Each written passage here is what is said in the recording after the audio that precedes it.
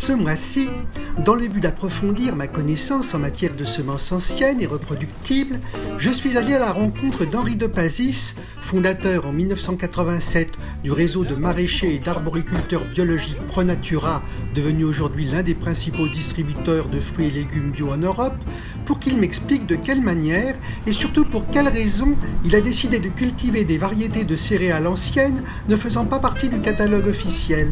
Un élément de la réflexion commence par le pain. Le pain, c'est un aliment avec lequel on vit en fait depuis 35 000 ans, puisqu'on a commencé à faire du pain avant même de faire de l'agriculture. Et dans les 50 dernières années, le pain s'est beaucoup abîmé. Et une des raisons de dégradation du pain, c'est les changements variétaux. Depuis la Seconde Guerre mondiale, on a fait de la sélection variétale pour augmenter les rendements. Et l'augmentation des rendements, ça a provoqué des modifications de la structure même du grain, qui sont un des facteurs qui a provoqué cette difficulté dans laquelle on est aujourd'hui, où beaucoup de gens digèrent extrêmement mal les gluten. Ils sont devenus agressifs pour la paroi intestinale, pour le système digestif, pour le pancréas, etc. Donc le travail que j'essaie de faire ici, c'est de sélectionner, multiplier des anciennes variétés qui n'ont pas été sélectionnées pour la productivité, mais elles ont été sélectionnées pour leur qualité, pour leur beauté aussi. Un jour, un paysan me disait, moi je cultive ce blé simplement parce qu'il est beau. C'est un blé poulard avec des très gros épis magnifiques, noirs. Et pendant ces milliers d'années, en fait, on a sélectionné des blés, bien sûr, pour qu'ils tiennent debout, pour qu'ils produisent un peu, le plus possible, mais c'est surtout pour qu'ils soient bons à manger, qu'ils soient parfumés, qu'ils résistent au désordre du climat. Le climat, il est désordonné par nature même. Donc qu'ils soient capables de supporter de la sécheresse, etc. Alors, le travail que je fais ici sur une quarantaine d'hectares, donc c'est cette sélection, multiplication de blés, donc ce sont des blés qu'on me donne, et d'anciennes variétés, ça s'appelle le meunier d'Apt, ça s'appelle la touzelle de Nîmes, ça s'appelle le barbu du Roussillon, le rouge de Bordeaux. Et donc on me donne un peu de grain, je le multiplie, c'est ce que j'ai fait l'année dernière. Cette année, je suis en mesure de semer une dizaine d'hectares ou une douzaine d'hectares avec ces anciennes variétés que j'ai multipliées. Et évidemment, la luzerne qu'on voit, c'est une pièce maîtresse dans l'agronomie. C'est le végétal maître autour de la Méditerranée. Elle travaille le sol en profondeur. Elle organise tous les canaux qui vont permettre de faire remonter l'eau de la profondeur vers la surface. Donc elle est un élément très très important de l'humidité de la terre. Elle provoque aussi de la fertilité parce qu'elle produit elle-même de l'azote. Elle est capable de synthétiser de l'azote qui est dans l'air et par ses racines de le restituer au sol. Donc le premier végétal cultivé ici, c'est de la luzerne, et ensuite, derrière la luzerne, qui dure 4 ans, on va faire du blé, puis on va faire des pois chiches ou des lentilles ou des haricots, des cultures de printemps, refaire encore une fois du blé, et puis ensuite revenir en luzerne. Alors le Florence Aurore, ce n'est pas une variété très ancienne, c'est une obtention, je crois, de l'INRA, tout de suite après la guerre, et c'est la première fois qu'on a introduit le gène de nanisme dans le blé. Jusque-là, les blés, ils faisaient 1,80 m ou 2 m de haut. Ils étaient gigantesques.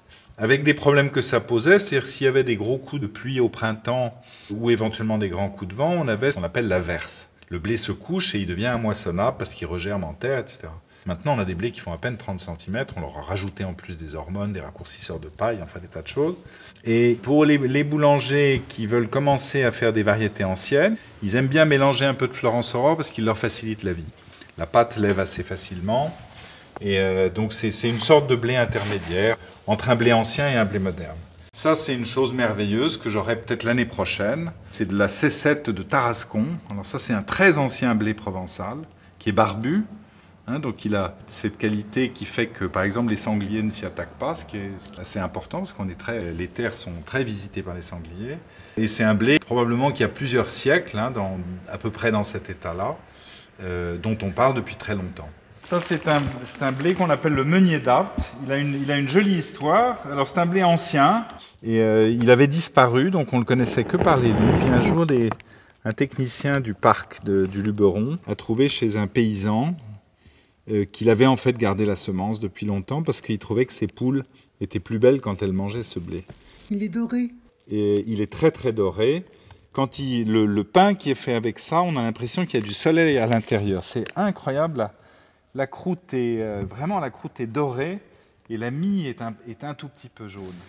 Et qu'est-ce que tu veux en faire?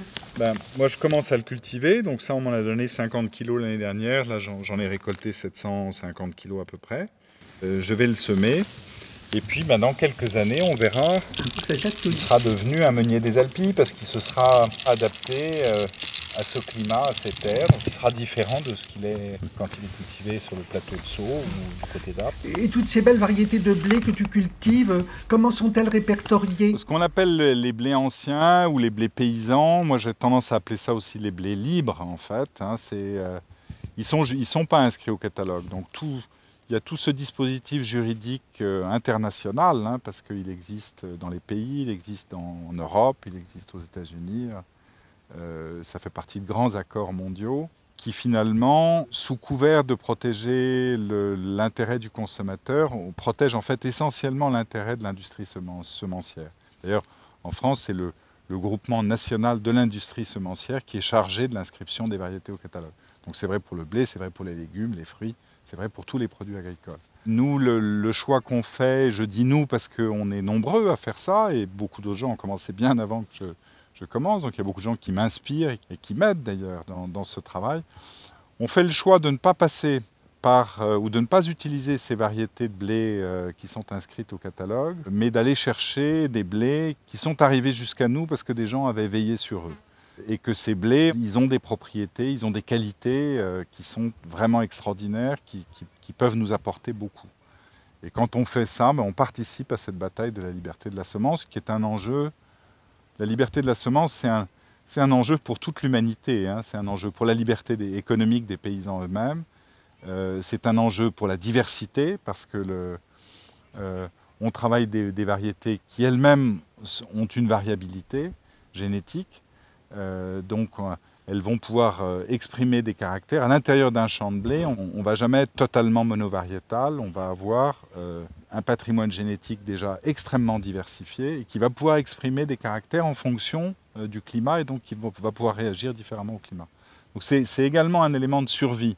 Il faut bien comprendre que la capacité du monde à se survivre à lui-même et à survivre aux accidents qu'il provoque, elle est dans la variabilité génétique. Plus on éteint, plus on réduit cette variabilité génétique, et plus on est en risque, parce que le système peut s'effondrer si à un moment il fait trop froid ou trop chaud ou qu'une maladie arrive.